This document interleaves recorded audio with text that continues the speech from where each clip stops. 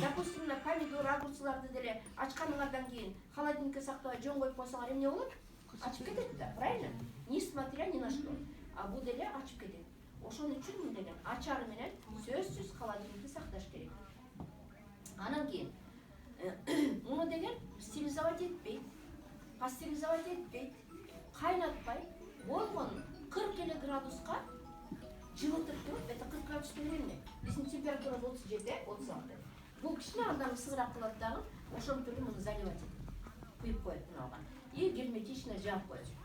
Муну дейт, плантациядан, поледан үзүп баштагандан баштап, пока ушуга куюп, крышкасын жапкычапты, болгону 4 саат убакыт деп турат экен.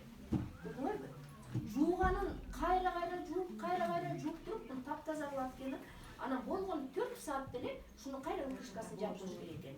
Эгер дейт, андан көбүрөөк убакыт кетип калса, мунун дейт, живой дейт, ичиндеги элементтери дейт, өлүп калышы мүмкүн дейт. Түшүнүңөрбү? Поэтому ушундай кылып туруп куят экен, что биздин организмге барганда өзүнүн функциясын аткара турган деп. Мен действительно ушунча жакшы көрөм ушуну. Это просто мындай карап турсаңар, мен ушу ар ким мен иштим дегендерди карап туруп ушу просто рахмат айтып сүйүнөм да. Иштим деген адамдарга. Поэтому муну деген канча жол изилдейт. Муну айтып атпайбы? Bir айда дейт, 1000 канча жолу, 1500 1600 жолу муну деген лабораторный исследовать этет экен. 1700-1600 ученый бар ушу компанияда. Ушунун баарын тек карап. Это 1600-1700 деп мен 4 жыл мурун келгенде эле ошону эме кылгам. Бирок эми по последний статистика боюнча, по-моему, андан деле көбөйдү болуш керек деп ойлойм. Благодаря ушул алойдун эмеси менен канча докторскийлер жакталып атат, канча кандидатскийлер жакталып атат, канча ученыйлар чыгып атат. Вот именно благодаря. Потому что дейт, мына 200 элемент деп коебу? 200 элемент эмне? Даже азыр кайра айтып атат. 200 канча элемент чыкты, анан тил чыкты, бу чыкты деп. Улам это 20 кылым. Улам изилдеп таап атышат да муну. Ошон үчүн мына эрекени ар бир партиясында, ар бир немесинде отуруп алып лаборатория исследовать этип, никакой минус плюстар жок, как было в первое время. Так ошондой кылып чыгарып туруп бизге жөнөтүп атат кыздар. Видите? Бу деген тирүү, бу деген действительно бу деген организмге настолько өзүнүн немесин көрсөтүп койгон. Эми айтып отурсам, мунун функциялары аябай толуп турат. Анан кийин бул жерде бул сокторду кичине айтып кое берейин, азырдан айтып кое берейин, потому что бир эле ушуга неме кылбайлы. Бул деген эң биринчи деген очищающий деп коебуз. Но тем не менее, бул деле очищающий делет, бирок бул мочеполовойго жакшы клюква менен алма. Клюква дейбиз. Клюква деген кыргызча эмне деп айтылат? Эме, эмне деп коет эле? Чие деп коебу. Мунун настолько витамини көп экен да. Вот. Башка немеге продуктларга караганда, башка фруктларга, башка өсүмдүккө караганда эң көп показывается витамин С ошо клюквада болот. Вот. Ошон үчүн бул именно клюква, анан алманы кошуп туруп, ушуга куюп койгон, бул мочеполовой деп коет. Мочеполовой дегенде эми баягы ниже пояса деп коет. Бирок бул деген мочеполовой бүттү деп неме кылбай, вдруг мына жакпай калса, муну деле ичсеңер, бул деле ана будет заменять этип, бул деле тазалап коет.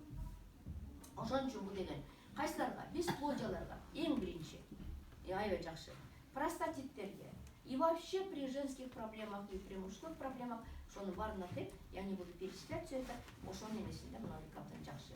Потому что витамин С действительно абдан көп именно клюквада.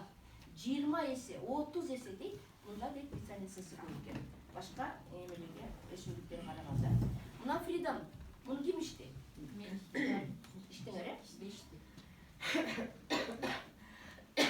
бул Фридом глюкозамин сульфат органическая сера дейт мына эрекинде.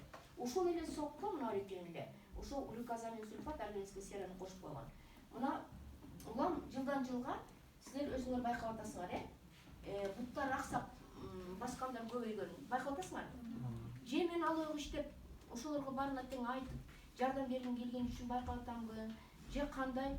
В общем-то мен аябай көп көрүп атам да көчөдөгүлөрчү.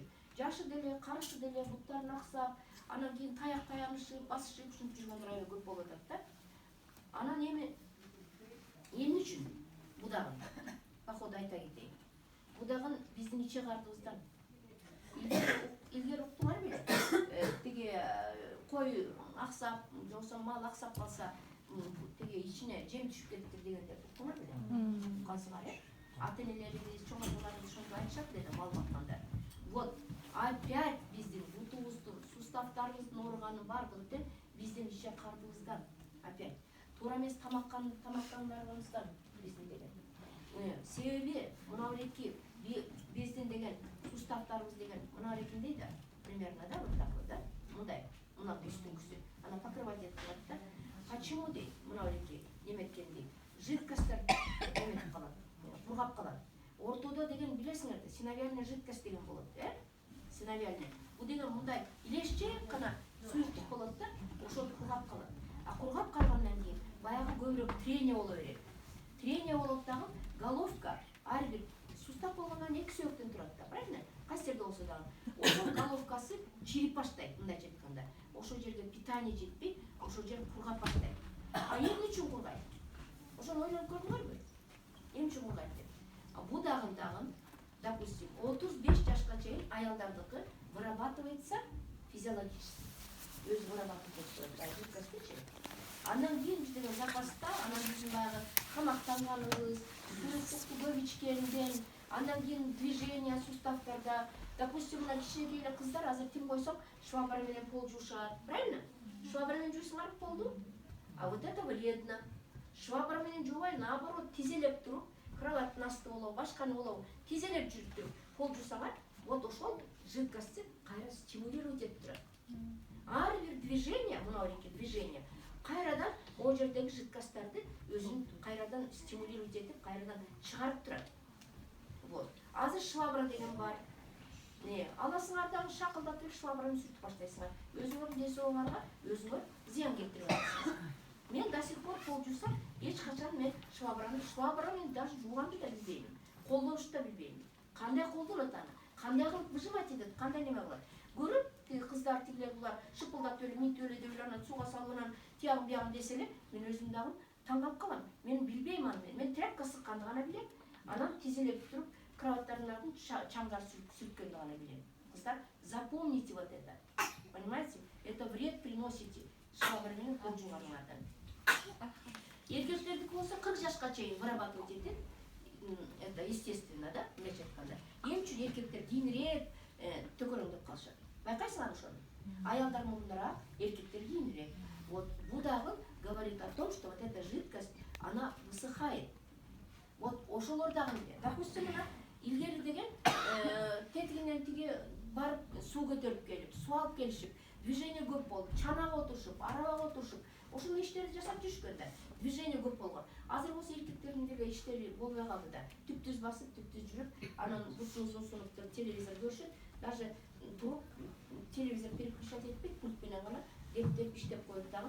Ушу дагы өзүнчө вот это движение сила дейт. Движение өмүр, жашоо. Понимаете? Канча движениялар азайдыбы, ошончо өмүрүңөр кыскарып атат. Ден соолук движение болбосо, ден соолуктан жоголуп, ден соолуктан неме болуп баштайт. Вот ошон үчүн дейт, мына эки бизге дейт, ушуну чыгарып койгон. Мына эки сокту. Freedom, свобода движения дейт переводдогунда. Глюкозамин сульфат дейт, органическая сера дейт мына эки жерде. Именно стимулировать этип суставдардын баарына тең жидкость. Муну ичкенде сөзсүз суюктукту дагы жакшы ичиш керек. Суюктук деген эмне? Суу. Компот эмес, чай эмес, көк чай эмес, сок эмес. Только таптаза гана суу силердин гана ушу стимулировать эткенге гана силердин пищеварениеңерге жардам берип турган обыкновенный таптаза суу. Эми желательно кайнак суу ичпеш керек, чтобы алдагы неме боло тургандай. Эме чийки суу ичиш керек. Муздакта ичпеш керек. Муздак ичсеңер дагы печеньге действовать этет, дагы башка органдарга неме болот. Ошон үчүн эч качан муздактан ичпеш керек, дайыма жылуу. Температура 40 градуста, 40-45 градуста ичиш керек. Вот, жок дегенде өзүңөрдүн температурага 37-38 градус ичиш керек. А муздак суу тоже. Анан жайдын менен муздаган неметкенде муздак суу ичесиңер баягы ысык тергенинде. Но анын деле немеси деле жок, анан аны деле ичсе болот. Но, конечно, аны деле көп иче албайсыңар в любом случае. А так, атайлы отуруп, эртең менен суудан башташыңар керек. Канча суу ичишибиз керек деп ойлонуп атасыңарбы? Iya. 3 литр. 1 килограмм. 5 килограмм. 5 жарымча. Вот. Мына билбейсиңер сууну канча ичиш керек? 30 миллилитр дейт на килограмм веси. Если в среднем 70 килограмм болсо, значит 2 литрден ашык суу ичиш керек, А муну эч кимиз ичпейбиз да. Эч кимиз ичпейбиз. Пока 2 литрге жеткирчекти каякта деп